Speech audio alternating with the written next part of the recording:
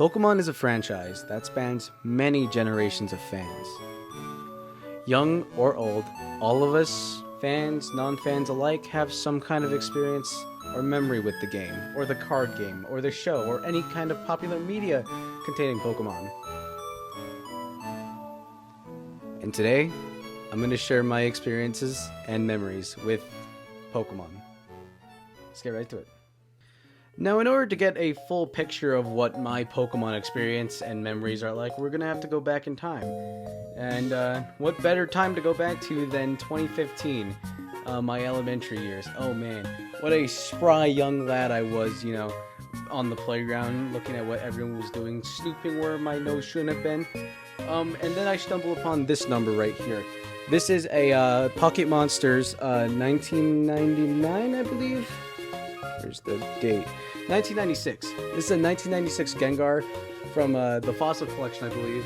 And this is where my collection journey started. This isn't the original one that I got. The original one was a bit more busted up than this one.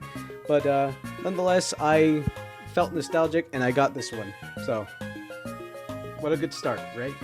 That Gengar card wasn't much to start my collection. I feel like there was more going into it, and I feel like that was just the beginning of my greater Pokemon collecting phase in the coming year.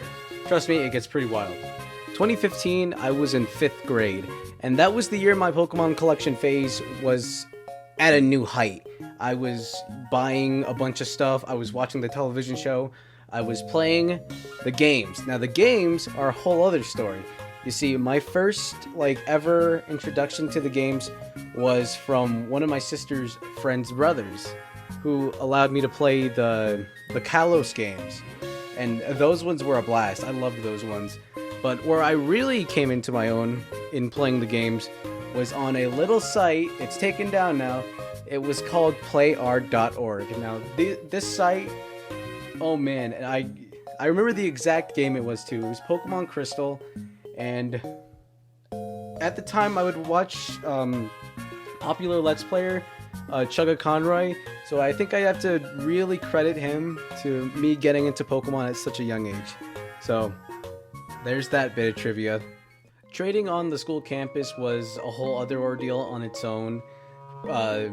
Generally, we would price the cards by how cool they would look, and by how good a condition they were in.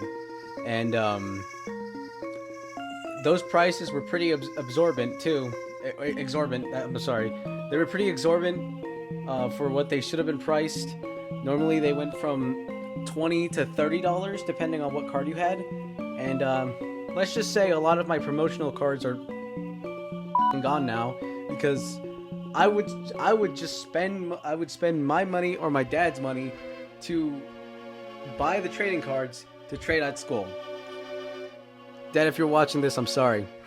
Now we're getting into the gaming territory. That's right. Before I go any further, my favorite generation of Pokemon, which is kind of weird for my age, is, well, I don't know if it's weird for my age, but from my perspective, it's kind of weird for my age, because there was so many other games out at the time, and my favorite generation is Generation 2. Combustion is goated. I just think Generation 2 is probably one of the easiest ones to get into, and it has the most easily accessible content. Like, sure, the leveling up curve is terrible in that game, but come on, it's the generation that gave us Celebi. I wouldn't have a discussion about Pokemon without talking about my favorite Pokemon of all time, Omastar. Now, Omastar is the evolution of Omanyte, which is a fossil Pokemon from Generation 1, and I love Omastar. It is definitely because Twitch plays Pokemon. I'm not entirely sure, but I think it has something to do with that. Like many phases, this one was starting to fade, and fast, as I was going into middle school, and Pokemon was just not as popular at the middle school I was at, so I genuinely couldn't click with other people who had the same interests as me. And, well, here's the phase where I started to try and get rid of my Pokemon. And this is an era that would last through high school, because from back in middle school, I would try and sell my Pokemon That failed, and then I found a new way to sell them in high school. It was one of my friends. It was one of my friends who bought all of them. There is a bit more to the gaming side of Pokemon, and I finally beat Generation 2 on the DS. Pokemon Crystal. It's been quite some time now since I had actually beaten the entire game, and I wanted to kind of talk about how all that came about. So one day in high school, senior year, I was sitting beside one of my friends. You may know him as JD, and I just randomly thought it'd be nice to pop up my DS one day and start playing the game again. And obviously I was pretty lost because it'd been some time since I played the game to that point. And it took some time, took some researching and stuff, but I was finally able to come up with a team that I genuinely like.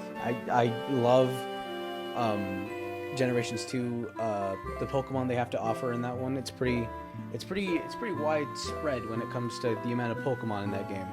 So I had a lot of good I had a lot of fun building a team for that one. But the one battle I struggled on the most was Red. Red is a pain in the ass to fight in that game, and I mean that genuinely. You, Red. Now that I think about it, my history as Pokemon isn't as deep as I generally thought. But since we're already here, I might as well bring up what I'm doing now as a collector. So it happened. I got back into Pokemon, and it was kind of awkward at first when I started collecting them, because I was like, oh man, this is something that's gonna just drain me of all my money. And I was correct. I was so very correct. But who knows? It might fade, it might not. I might stay a Pokemon collector forever. And is this channel gonna become a Pokemon channel? Maybe. Here's a story from when my Pokemon phase was at its strongest.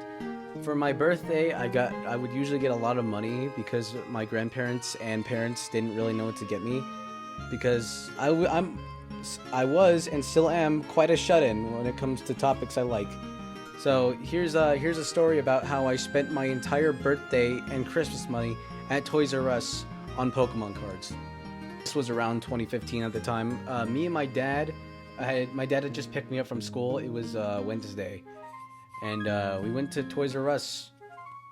Wow, Toys R Us, what a throwback. It was around the time when the Hoopa stuff was happening, so there was a bunch of promotion with like a bunch of legendary Pokemon. And I got quite a bit of tins from this era, and I'll show them here in the video. But yeah, this was like rampant. It was pretty bad. My Pokemon collecting adventure was, well, it was pretty bad. Got to the point where I ran out of money at Toys R Us because I was buying all this stuff, and I really wanted a binder, but when I got to the car, I realized the binder didn't have any sleeves. And that was when my dad told me I ran out of money. Now you may be wondering, what did I buy specifically? Well, dear listener, I bought the lunchbox things that they would sell. It had Hoopa and Rayquaza on it. I unfortunately don't have it anymore because I gave it to one of my friends for money. I'm seriously kicking myself in the leg for that one.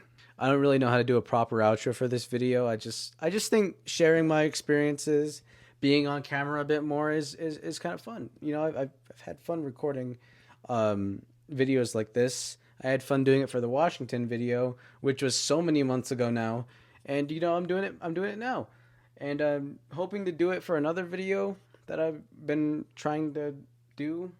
It involves Mario, but yeah, hope you guys enjoyed listening to my experiences and stuff like that, and see ya.